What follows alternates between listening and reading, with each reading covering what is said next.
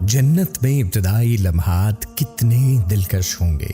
جب ہم نہر، محلات، جنتی پھل، خیمے، سونا، موتی اور ریشم دیکھیں گے،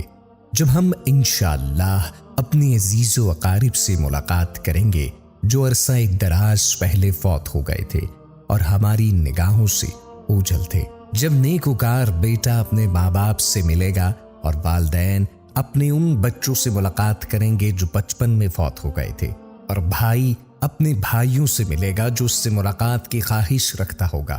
جب ہم مریض کو شفایاب دیکھیں گے، اندھے کو اکھیارا، غمگین کو مسرور، بوڑھے کو جوانی کی حالت میں دیکھیں گے، یوں ہی بڑھیا کو کہ اسے بھی اس کا حسن لوٹا دیا جائے گا،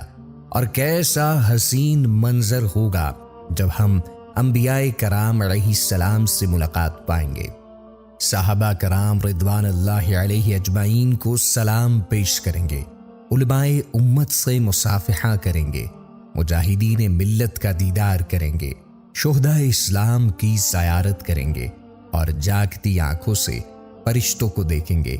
پھر جب ہمیں نہر کوثر پر لے جایا جائے گا تو وہاں ہمارے پیارے محبوب حضرت محمد صلی اللہ علیہ وآلہ وسلم بنفس نفیس ہمارا استقبال کریں گے اور ہمیں سونے کے برتروں میں کوثر کے جام بھر کر دیں گے، جسے ایک بار پینے کے بعد کبھی پیاس نہ لگے گی،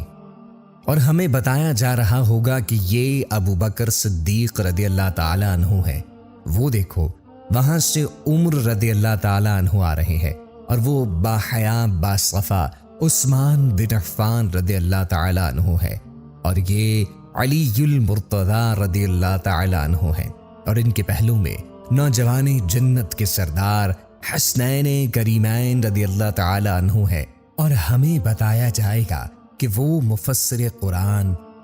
عبداللہ بن عباس رضی اللہ تعالیٰ عنہ ہے، اور جو اس درخت کے نیچے ہے وہ خالد بن ولید رضی اللہ تعالیٰ عنہ ہے، اور یہ کثیر الروایت صحابی حضرت ابو ہریرہ رضی اللہ تعالیٰ عنہ ہے، اور ہمیں دور سے ایک بہت ہی پرسوز اور دلنشین آواز میں اذان سنائی دے گی۔ جب ہم اس کے قریب جائیں گے تو اذان دینے والے حضرت بلال حبشی رضی اللہ تعالیٰ عنہ ہوں گے، پھر ہم مدامیر کی مثل ایک میٹھی اور سریلی آواز سنیں گے تو سب لوگ رب تعالیٰ کی وحدانیت اور کبریائی بیان کرتے ہوئے صاحب آواز کے بارے میں پوچھیں گے، تو فوراً بتایا جائے گا کہ یہ اللہ کے جلیل القدر نبی